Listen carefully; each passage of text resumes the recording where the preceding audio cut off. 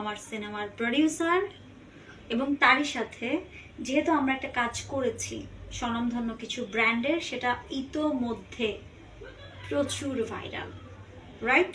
Yes. So সেখান থেকে আমাদের জুটিটা যেহেতু পছন্দ করেছে, আর মুন্না যেহেতু প্রডিউসার, ও কিন্তু অন্যের প্রডিউসে কাজ কম করে। ডার্ক ওয়ার্ল্ড সিনেমাটা দেখেন, খুবই ব্যয়বহুল একটা সিনেমা, 3 কোটি টাকা ইনভেস্টমেন্টের সিনেমা, এবং সেটার সমস্ত কিছু আমার ভালো লেগেছে। তো সেখান থেকে বলবো যে মুন্না আমার একদিকে কো আর্টিস্ট, অন্যদিকে ভালো বন্ধু, এবং যে বন্ধুত্বটা আমার মনে হয় না মৃত্যুর আগ পর্যন্ত নষ্ট হবে যদি আল্লাহ না চান।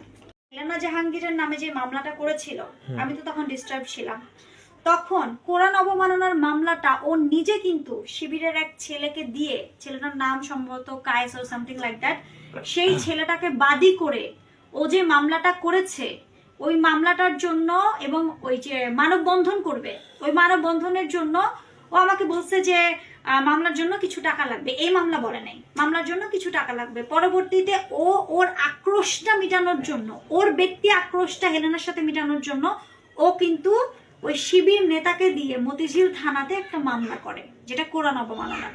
ওটার সাথে আমি কোনো ধরনের সম্পৃক্ত ছিলাম না, এবং যেহেতু আমি তখন মানসিকভাবে স্টেবল ছিলাম না, আমার নারী ও শিশুর যে মামলাগুলো ছিল, ও 1 টাকার জায়গায় 5 টাকা, 5 টাকার জায়গায় 10 টাকা, লাখ লাখ টাকা কিন্তু আমার কাছ থেকে নিছে। 19 থেকে 20 হলেই ওর টাকা লাগবে, টাকা দিতে হবে, এবং টাকা দিতে আমি বাধ্য। সর্বশেষ যেটা হয়েছে, ও যখন দেখছে মুন্নার সাথে আমি কাজ করতেছি, হ্যাঁ, তো কাজ করতেছি মুন্নার সাথে, এবং ও যেটা মানে 5,000 টাকা চাইছে। ওটা প্রমাণ কি? তার 2 দিন আগেই কিন্তু আমি দিয়ে দিচ্ছি প্রমাণ, আপনাকে স্ক্রিনশট দিয়ে দিচ্ছি, আপনি ভয়েসের মাঝখানে বসায় দিয়ে। মুন্নার কাছে ফার্স্টে মুন্নাকে ভয়েস দিছে, তারপরে আমাকে বলছে তুই মুন্নাকে বল 5,000 টাকা দিতে, আর নাইলে মুন্নার ক্ষতি করবো। সেটার স্ক্রিনশট আমার কাছে আছে। তা আমি বলছি কেন মানুষের সাথে এত বেঁচে থাকতে হবে, কেন সবার ক্ষতি করতে হবে, ওয়াই?